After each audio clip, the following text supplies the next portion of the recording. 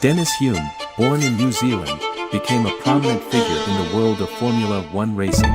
Denny Hulme's rise from modest origins to Formula One world champion is a story of persistence, ability, and an unshakable love for racing. Today, we'll look at the life and reason behind the terrible death of Denny Hulme, a great character in the racing world. Denny Hulme, whose real name is Dennis Clive Hulme, was born on June 18, 1936, in Motueka, New Zealand. He is known to other people as Denny Hulme, who was growing up in a nation famous for its wild landscapes and sense of adventure, was bound to have a life full of experiences and challenges. During Hulme's formative years, his father, Clive Hulme, a renowned war hero who had been given the Victoria Cross for his heroics during World War II, had a significant role in shaping his character. Later on, the bravery and tenacity of the older Hulme would shine through in how his son would approach life and racing. Denny showed an early interest in mechanical and speed.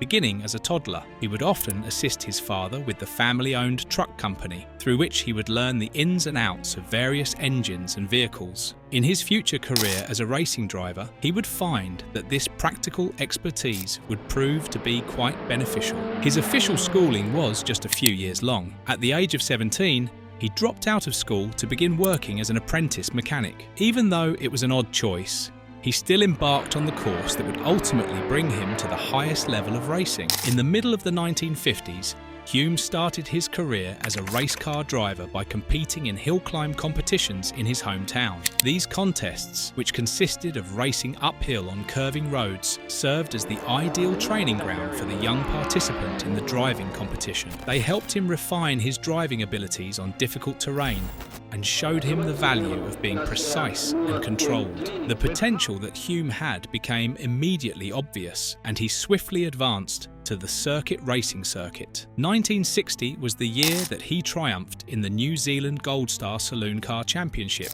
which was his first major title. His career took a significant turn for the better due to this triumph, which garnered the attention of racing aficionados in New Zealand and globally. Hulme made the courageous choice to go to England in 1961 after realising that the possibilities he needed to progress his profession could not be found in his own country. As a manifestation of Hulme's dogged drive, this action exemplified his willingness to abandon all that was known to him in order to pursue his goals of racing. Hulme's journey to England was a leap of faith that would alter the direction of racing history. The sad irony of Hulme's death behind the wheel of a racing vehicle reminds us of the risks and the passion motorsports carry. Let us now get into specifics of how this happened. But before that, please subscribe to my channel and hit the notification bell. In the immediate aftermath of his arrival in England, Hulme secured employment with the British Racing Motors (BRM) team as a technician. In addition to providing him with a reliable source of money, this employment also afforded him the opportunity to gain crucial knowledge about the world of professional racing. In 1963,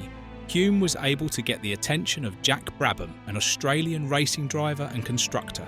This was the beginning of Hulme's greatest opportunity. Hulme was presented with an opportunity to join Brabham's Formula Junior squad. It was Hulme's first time competing in single-seater racing, and he rapidly showed his worth in the circuit. While driving for Brabham in 1964, Hulme was victorious in the European Formula 2 Championship contest. This triumph not only brought his skill to the attention of the larger racing community, but it also paved the way for him to enter the Formula One formula. When Hulme first competed in Formula One, he was driving for Brabham in the year 1965. In spite of the fact that his first season was a learning experience, he showed glimpses of the talent that would eventually lead to him being a champion. So it's a Repco Brabham day with the boys from down under well on top, and Denny Hulme the winner of the 29th Grosser Preis von Deutschland. It took a tough car and a tough driver to do it.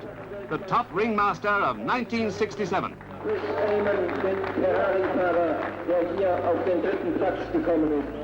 With his third-place performance in the French Grand Prix in 1966, Hulme finally got his Formula One podium finish. This performance boded well for Hulme's future, as he kept becoming better and more comfortable at the highest level of racing. Hulme's career would be defined by 1967. It was a fantastic season for Hulme, as he drove for Brabham with Jack Brabham. He was a podium finisher in many races and a winner in two, the German Grand Prix and the Monaco Grand Prix. It was astonishing how consistent Hulme was all season long in 1967. After a surprising turn of circumstances, Hulme ended himself competing for the World Championship against Jack Brabham, the owner of his team. Both drivers kept a level head throughout the season, despite the underlying difficulties. At the last race of the season in Mexico, Hulme won the championship after a thrilling championship duel. When Denny Hulme won the Formula One World Championship at the age of 31, he became the first and only New Zealander to do so. The championship win by Hulme was a reflection of his talent, perseverance, and the quality of the Brabham squad. The fact that a little nation like New Zealand could boast a world champion in motorsport's highest category was a cause for national pride. In the off-season, after winning the title, Hulme did something unexpected. For the 1968 season, he joined McLaren rather than remain with Brabham to defend his championship. His close relationship with Bruce McLaren, the team's founder and a fellow New Zealander, had a role in this choice. It was a tough season for Hulme in 1968. After he switched teams and cars, he was unable to regain the performance that had won him the title. He was still one of the best drivers in the sport, however, since he won 2 races and finished 3rd in the championship. The period that Hulme spent working for McLaren would continue until 1974, when he retired from Formula One racing. Over the course of these years, he remained a reliable performer, finishing in the points on a regular basis and even winning races on occasion. It was in 1970 that Hulme's buddy and team owner, Bruce McLaren, was murdered while testing a Can-Am vehicle. This event was one of the most tragic episodes in Hulme's career.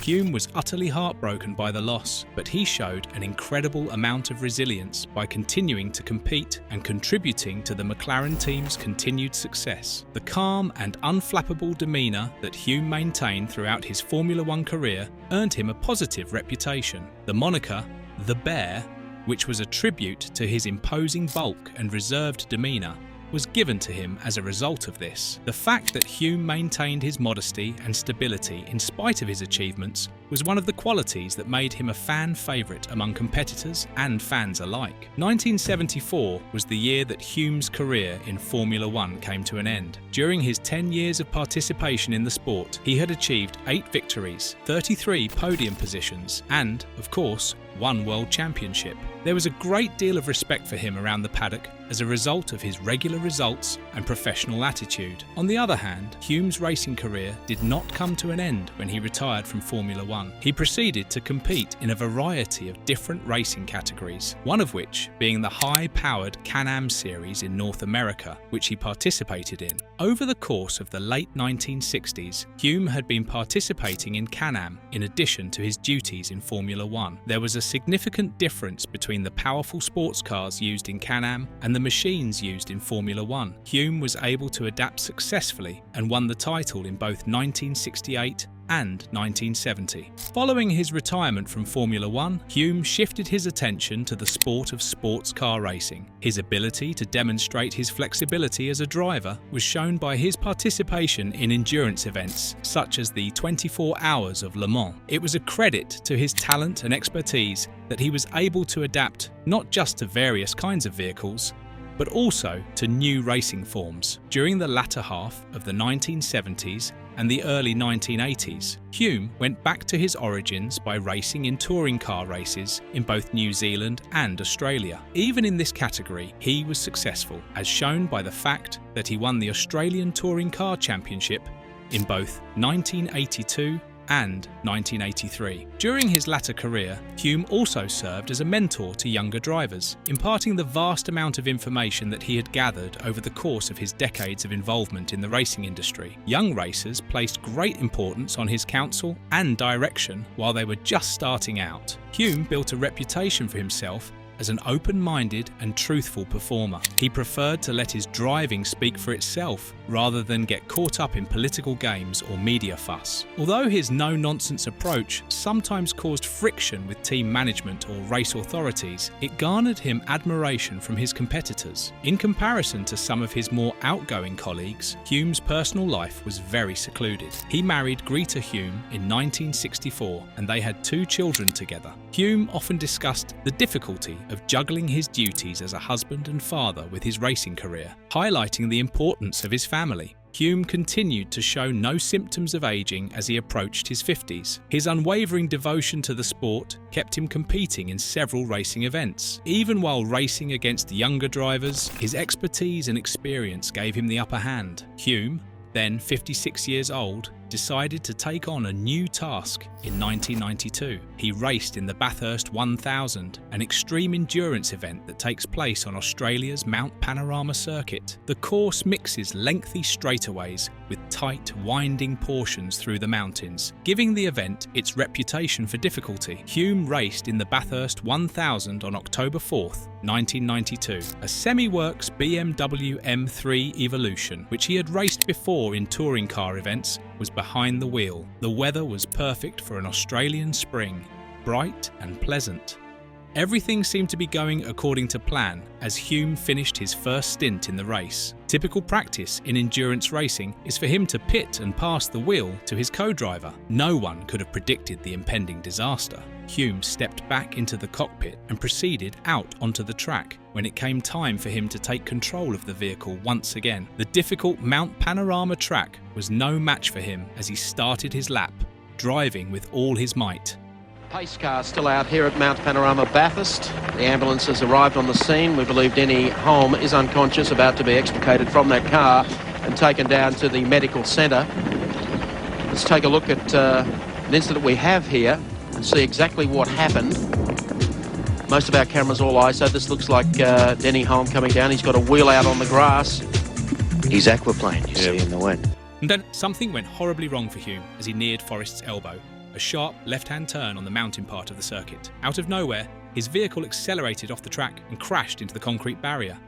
At first, everyone was hoping that Hulme had just made a careless driving mistake since the collision wasn't too bad. It became apparent, however, that something more terrible had happened as marshals raced to the site. Hulme was discovered slouched over the driving wheel, unable to respond to his surroundings. He could not be revived, no matter how hard the track medical team tried. A deadly heart attack occurred during a race for Formula One world champion Denny Hulme in 1967. The announcement of Hulme's death sent shockwaves across the racing community. The Bathurst 1000 went on as usual. Although there was a shadow over the event, the racing industry has lost one of its most respected leaders. Hulme's death at the age of 56 served as a sharp reminder of the physical demands of racing, even for those who had spent their whole careers behind the wheel. It also underlined Hulme's passion. He died doing what he loved most. Hulme's death drew global tributes. His teammates, team owners and fans praised his abilities, professionalism and passion for racing. Hulme's calm persistence and regular results made him one of the sport's greats, according to many. Hulme's motorsport legacy is important. He's New Zealand's sole Formula One world champion, a source of pride. His achievement inspired other Kiwi drivers in international racing. In 1990, 2 years before his death, Hulme was inducted into the New Zealand Sports Hall of Fame for his racing accomplishments. He entered the Motorsports Hall of Fame of America posthumously in 1998. Today, Hulme is recognised for his career and championship win. He was one of the most adaptable drivers of his day, competing in Formula One, Can-Am and touring cars. Hulme's life and career inspire racers. He rose from a tiny New Zealand village to the pinnacle of racing with skill, persistence and hard work. The circumstances of Hulme's death highlight motorsport's perils. While safety measures have improved since Hulme's racing days, his death highlights the physical strain drivers face even in old age. Overall, Denny Hulme's life was exceptional. He showed talent, commitment and enthusiasm for motorsport from his early New Zealand racing days to his Formula One World Championship and beyond. His terrible 1992 Bathurst 1000 death ended a life and career that had delighted millions of racing fans worldwide. Even after death, Hulme inspires. He was recognised as a champion and a great racer who lived and died doing what he loved. Denny Hulme's tale is one of victory and sorrow, of a quiet guy who let his driving speak, and of a champion who never lost his passion for the sport that gave him so much. Denny Hulme will always be remembered in racing. Thanks for joining us to look at Denny Hulme's life and untimely death. Like, subscribe and share this video if you like it. Please share your ideas below. Drive carefully and honour motorsport icons. Till next time.